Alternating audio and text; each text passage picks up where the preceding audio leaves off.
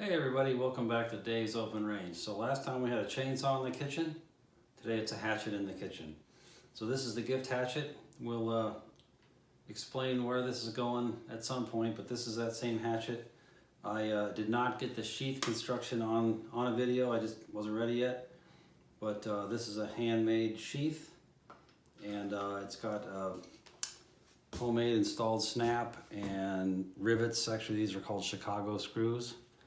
And hand stitched. I talked about a tiny bit about that in my other hatchet video, and the handle whipping, which is hemp twine and epoxy, and then sanded. We went through that a little bit on the other video, but today we're gonna do a leather collar, more or less decorative. I mean, you know, a hatchet has to look cool.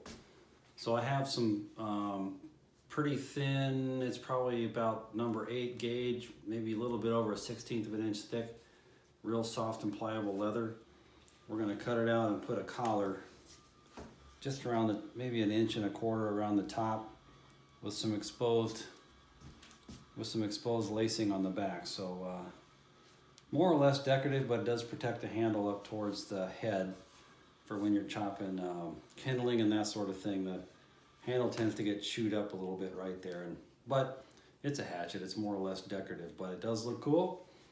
And I will go through the stitching when we get to that part, and we'll expose a fair amount of it on that sort of a cross pattern, which looks kind of neat. But yeah, let's get on with it, and it's gonna make a nice gift. Okay, we're all set to go to at least rough cut out the leather collar. I'm just using a standard utility knife with a pretty new blade, so it's quite sharp. Let's get the sheath out of the way, and I'm going to use this. As you know, leather has a smoother side and a little bit less smooth side, so let's just get it rough cut first. I don't mind very much wasting it. I have a whole box full of scrap leather, so we'll just cut it a little bit at a time until we get it down where we want it. Now, you know, the hatchet, you'll see the hatchet has a little contour like a knee, so I don't want to come down below the knee, because when you stitch up pucker up the leather around the handle, it won't lay down uniformly. It'll tend to pucker up, so I'm going to stay right at about that knee, and I'm going to just mark it with a little cross hatch there, and I'm just going to freehand cut it all the way across.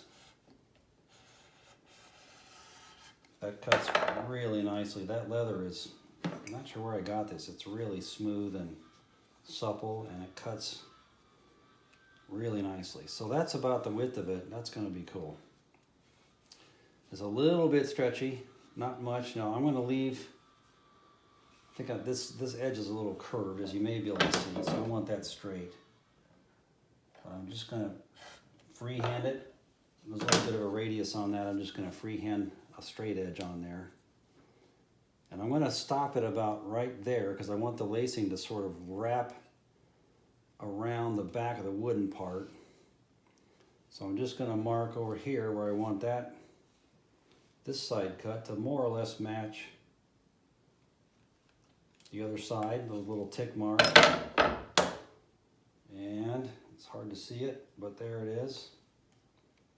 And we're just going to cut that off. That's more or less it right there. You can see there's a fair amount of gap, which is what I want. I want the lacing to be exposed. It just looks good and tightens it down onto the handle, so the lacing's going to wrap around there. And you can see it protects the collar there, or protects the handle up towards the head, where it tends to get beat up a little bit. I'm just going to round, just to give a little bit of smooth out the corner, just ease off the sharp edge, so it's not just a 90-degree angle. And yeah, that's about ready to get installed. You see, because of the contour the handle. It doesn't want to lay flat, but I'll be able to stretch it. To be honest, what I think I'm going to do is wet it down, not soak it, but moisten the leather a fair amount so that when I stitch it and pull it tight, when the leather dries, it'll cinch down onto the wood and be particularly tight and hopefully never come loose. So you can see I just rounded the corner off a little bit, and that's about ready to sew on. So I'm going to, that leather's a little bit thick to stick a needle through even with pliers, so I think I'm going to drill just with a little, I don't know, 30/2 of an inch or so drill bit, drill some holes.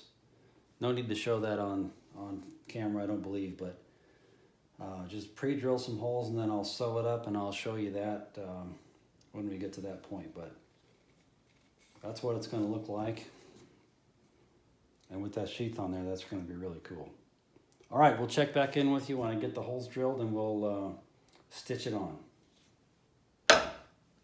All right, everybody, welcome back to Dave's Open Range. Today on the range, we're going to be stitching on the collar to the hatchet that I was working on. That was a couple days ago, actually. So today we're going to stitch it on, and we're going to be close to being done with this hatchet. So this is my piece of leather. I drilled the holes with a small drill bit. I'm not even sure what size, but barely bigger than my needles, which are big needles, but they're still needles. And I submerged this piece of leather in water for about a minute, just to, I think like I said in the other video, to make it slightly stretchy so that when I stretch it tightly around the top of the hatchet handle here, when it dries it'll cinch up and stay tight.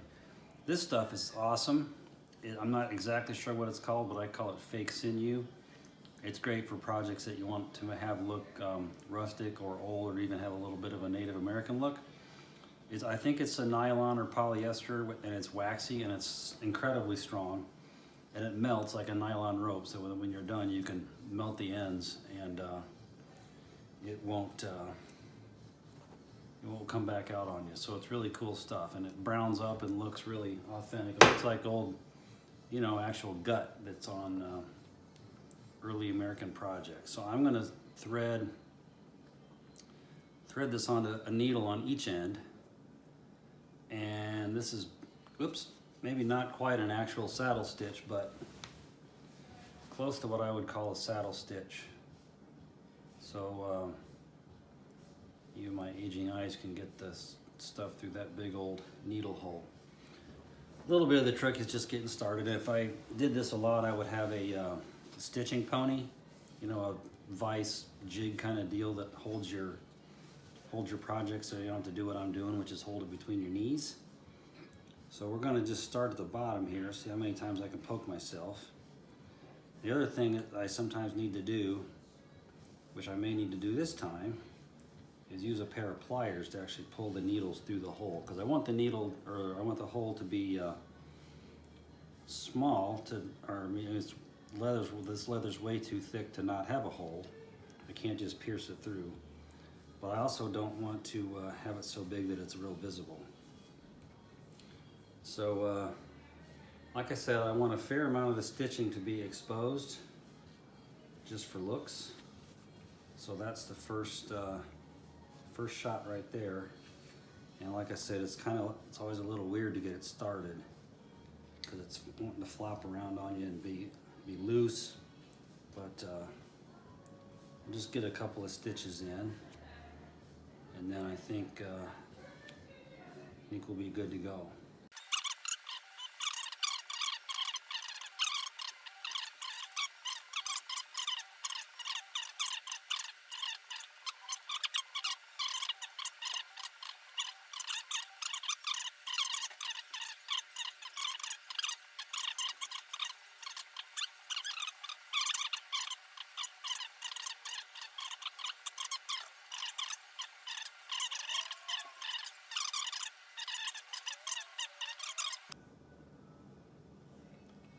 Get a creative little knot at the end, and then get a match and melt the holes, or melt that wax and the nylon underneath it, and that'll make it so it won't ever come out.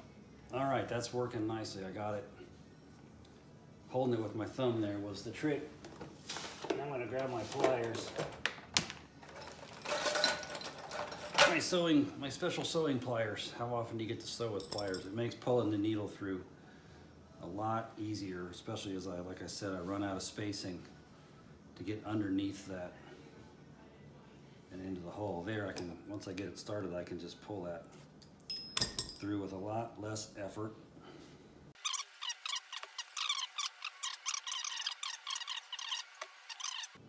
Unfortunately, you won't get to hear what I'm saying, but we'll make it work. So that's 2 more to go.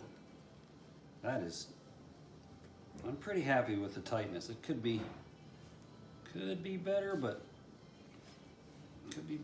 I'm happy with that. I'm not going to undo all that. So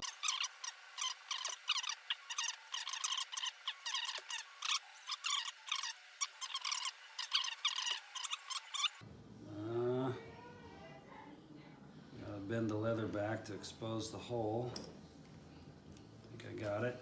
See if I can jam that through my knees. Managed not to. So that's the last hole. Now what I'm going to do, hopefully, is tie a knot right there, and then I will sort of melt the knot together with a match. Nothing fancy on a knot, just basically a double, like a little shoe knot deal. If I can, I almost need another finger.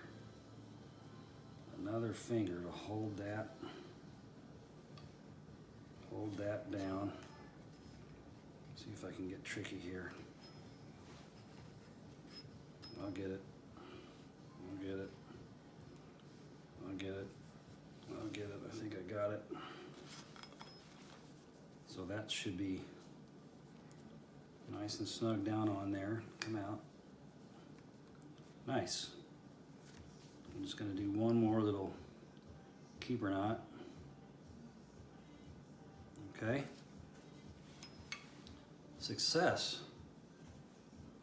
Success. I like it. Now I'm going to just trim these off with about, and leave probably about 1/4 of an inch so I can, so there's plenty to melt down on there. It'll create, you know, how it goes when you melt a nylon rope. It'll make sort of a knob on the end. So I'm gonna pause it real quick, and I'm gonna go get a match and just show you how that goes, and then we really will be done. Be back in a sec. We're back with a match. I'm gonna do this carefully, obviously. All right, so I'm gonna just not do it real aggressively, but let that knot just kind of melt in on itself. Like that. I think we got it about perfect. We're gonna stop right there, and we'll let this dry for a couple days and let that leather cinch up as it dries. Then we're gonna sharpen this, and then it will be done. So we'll show that on video real soon, and then this project is done. Cool. See you at the next video, and that will be the next video for this will be sharpening it. Won't be as long, but thanks for hanging in there with this one, and don't forget to hit the subscribe button, and you never know what you're going to see at Dave's Open Range. All right, guys, take care.